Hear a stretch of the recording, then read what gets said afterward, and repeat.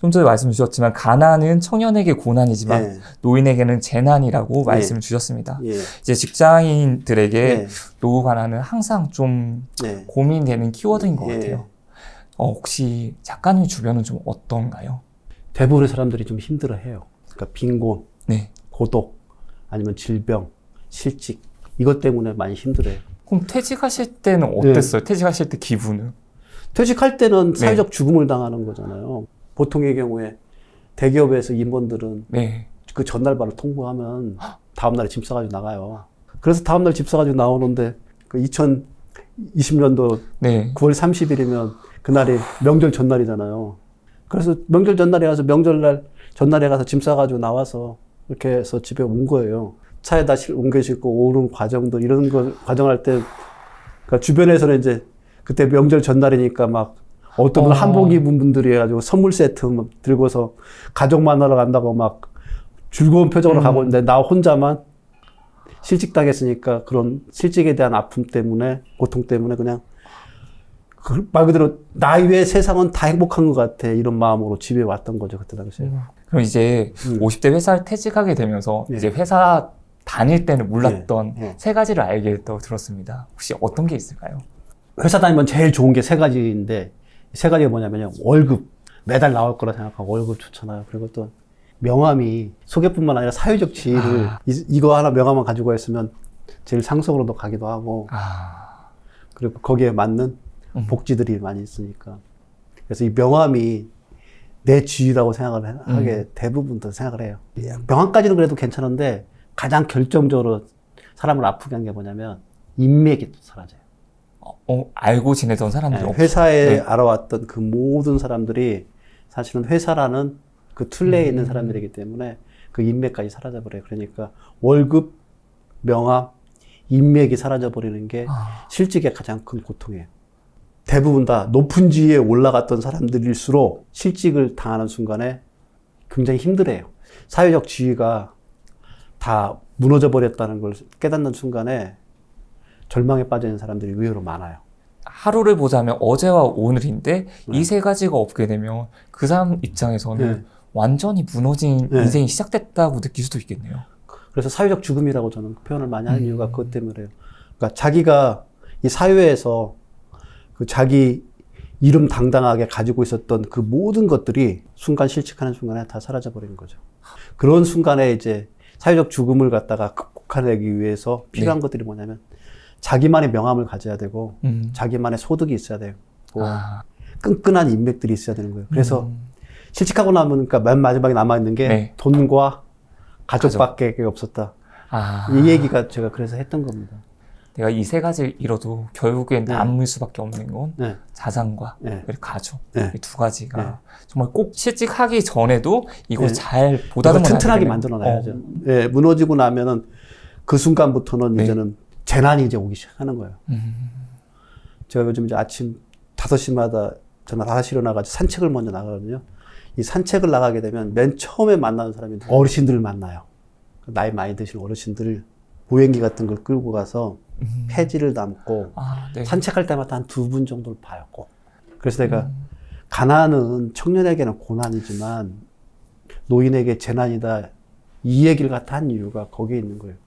그걸 준비하지 않으면 50대부터 골드크로스 일어난다고 그러잖아요. 그 다음에 데드크로스 일어난다고 그러잖아요. 그러면 급격하게 벌어지는 거예요. 가진 자는 더 많이 가지고 없는 자는 있는 것마저 뺏기는 그런 시간들이 50 이후에 인생에서 대부분 다 벌어지거든요. 준비된 사람과 준비되지 않는 사람의 차이가 급격하게 벌어지는 시기가 그 시기라고 볼 수 있겠네요. 그러니까 50이 굉장히 중요한 나이예요.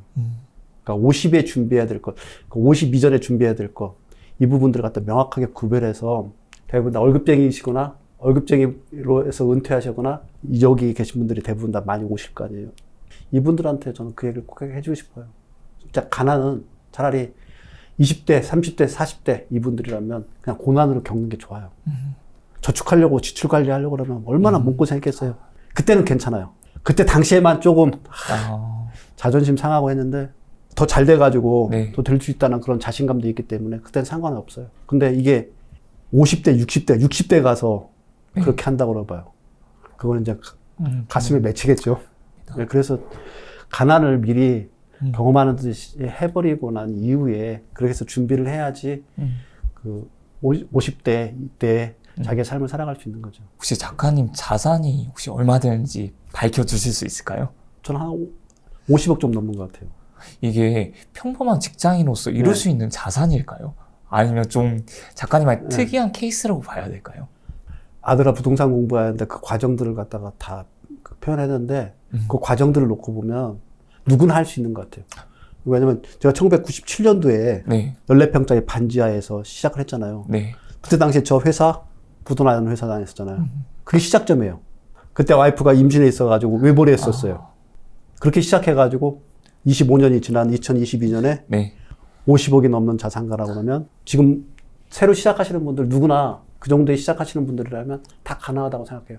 그러면 아마 그런 분들은 얘기할 거예요. 지금 집값이 너무 많이 올라서 아니면 경제가 지금 너무 안 좋아져서 이렇게 얘기하는데 저 97년 IMF 났을 때였거든.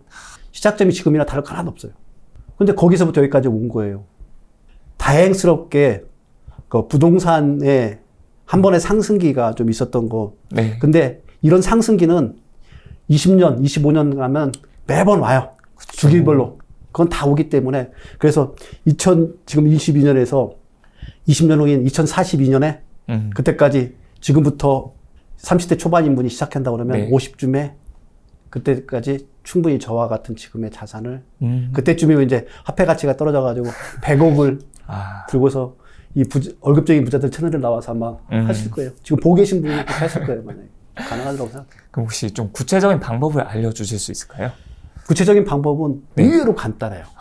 그냥 부의 계단, 5계단을 갖다 그냥 밟아오면 돼요. 저희가 했던 것처럼. 5가지가 어떻게 될까요? 첫 번째 계단은 소득의 계단. 그러니까 돈을 버는 소득의 계단. 처음에는 근로소득을 시작하겠죠. 이 근로소득을 갖다가 충실하게 밟으면 되고요. 이렇게 해서 밟아가지고 소득이 벌어두면 이걸 갖다가 이제 쓸 수밖에 없잖아요. 그쵸, 지출. 네, 지출 관리를 하는데 철저하게 지출 관리를 해줄 필요가 있어요. 네. 아껴야죠. 그래서 티끌 모아서 태산이 아니라 동산이라도 만들겠다는 마음으로 지출 관리를 철저하게 해줘요. 그러니까 소득이 중요하지 않고 오히려 지출이 더 중요할 수 있어요. 흔히 이제 독립변수, 종속변수 이런 얘기 하는데 소득은 종속변수라 자기가 어찌할지 못하는 영역이에요.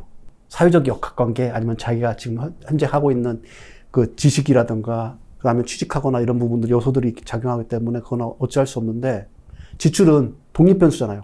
내가 아끼면 되잖아요. 그다음에 이제 돈이 쌓여야 될 거 아니에요. 이 쌓이를 갖다가 와이프하고 저는 철저하게 저축했어요. 투자를 하지 않은 이유는 뭐냐면 원금 손실 때문에. 뭐 주식이라든지 이런 거 펀드라든지 이런 걸 전혀 안 하시고 전혀 하고 쌓아서 저축했어요. 예금을, 정기예금. 계속 쌓아간 거예요. 이렇게 쌓아가다 보니까 1997년도에도 10년 안에 2억 3천이 이렇게 해서 모여진 거예요. 그래서 2억 3천이 모아지니까 이 종잣돈을 가지고서 레버리지 그 대출의 계단을 만든 거예요. 남의 걸 빌리는. 그래서 남의 걸 빌려서 그때 빌렸던 1억 5천을 갖다가 빌려가지고 3억 8천짜리 내 집을 마련하고 이게 내 집을 마련한 걸 가지고서 오랫동안 견뎌가니까 이 집이 가치가 이제 올라가고 그러니까 집이라는 건 투자였다고 생각해요. 그래서 이 투자가 이루어지니까 여기까지 온 거예요. 특별한 것도 없이 돈 버는 거 열심히 벌었어요. 그래서 벌었던 소득을 갖다가 와이프가 아끼고 그 아낀 돈을 갖다가 원금 손실 안 나게 저축해가지고 모아서 종잣돈을 만들라고 이 종잣돈에다가 대출해가지고 레버리지를 좀 보태서 투자해서 집 부동산 투자해서 그렇게 해서 했던 것들이 쌓여가지고 지금의 50억까지 온 거예요. 그래서 저는 이제 이걸 3단계라고 하는데 처음에 소득부터 소득, 지출, 그다음에 저축까지를 자본의 생성기라고 해서 돈을 모아가는 과정이에요. 이 자본의 생성기를 갖다가 충실하게 이행을 하면은 대출을 받고 그다음에 투자하고 하는 것들을 이제 자본의 운영기예요. 그 자본의 운영기를 할 수 있는 기반이 이제 닦여지는 거죠. 그래서 운을 놓고 나면 그렇게 해서 집을 사놓고 나면 자본의 이제 숙성기 한 5년 정도를 숙성되고 나면 그게 이제 맛있는 밥이 되듯이 자산이 부풀어져서 저한테 오더라고요. 이건 기본적인 부의 계단을 올라왔던 사람들의 룰인 것 같아요. 생성기, 운영기, 숙성기네요. 이 계단을 갖다 그냥 충실하게 밟아왔던 사람들이 제가 보아왔던 부자들이 대부분이 다 그래요. 투자를 하려면 가족 간의 합이 좀 맞아야 될 텐데 투자를 많이 한다고 했을 때 반대를 안 하는 수도 있겠지만 네. 근데 반대를 하는 배우자도 있을 것 같거든요. 그럴 때 좀 현명한 대처법이 있을까요? 그래서 결혼을 잘해야 된다고 생각하고 제일 중요한 게 부부간의 경제적 궁합인 것 같아요. 중요하죠. 네. 이 경제적인 관념의 차이가 나는 것들은 어찌할 수가 없는 것 같아요. 사실은 부부싸움에 이 경제적 관념의 차이 때문에 일어나는 경우가 굉장히 많아요. 내가 집을 사자고 그랬잖아. 근데 안 샀잖아. 이거는 두고두고 싸워야 되는 거예요. 그 점에서는 우리 부부는 잘 맞았던 것 같아요. 경제적 궁합이. 아내분께서 극도로 좀 절약을 하셨다고 알고 있거든요. 어느 정도까지 절약을 좀 하셨을까요? 그러니까 아내는 절약을 어떻게 하냐면요. 기본적으로 100만 원이 안 드는 금액을 벌어오더라도 그 중에서 10만 원 일단 정기예금으로 집어넣어놓고 나머지 80만 원 가지고 무조건 그냥 사는 거예요. 지출을 갖다가 어디다 맞추냐면 내가 벌어들인 소득의 일부 금액에다 무조건 다 맞추게 그렇게 생활한 거예요. 그렇게 생활하니까 내가 소득이 올라가면 올라갈수록 그 예금 금액들이 커져가게 그렇게 할 수밖에 없고요. 이걸 흔히 와이프 얘기라고 하면 강제저축이라고 하더라고요. 그러니까 강제 저축이 먼저 있고 지출 관리는 그 다음이라 그 돈에 맞춰가지고 생활하기 때문에 그래서 제 월급날이 20일인데 22일이면 통장 잔고가 꼭 제로다 그러더라고요. 근데 그러면 작가님도 살짝은 나도 용돈을 좀 많이 쓰고 싶고 좀 더 뭐 하고 싶은 것도 있었을 거잖아요. 근데 그래도 아내분의 의견에 적극적으로 동의를 해주신 거네요.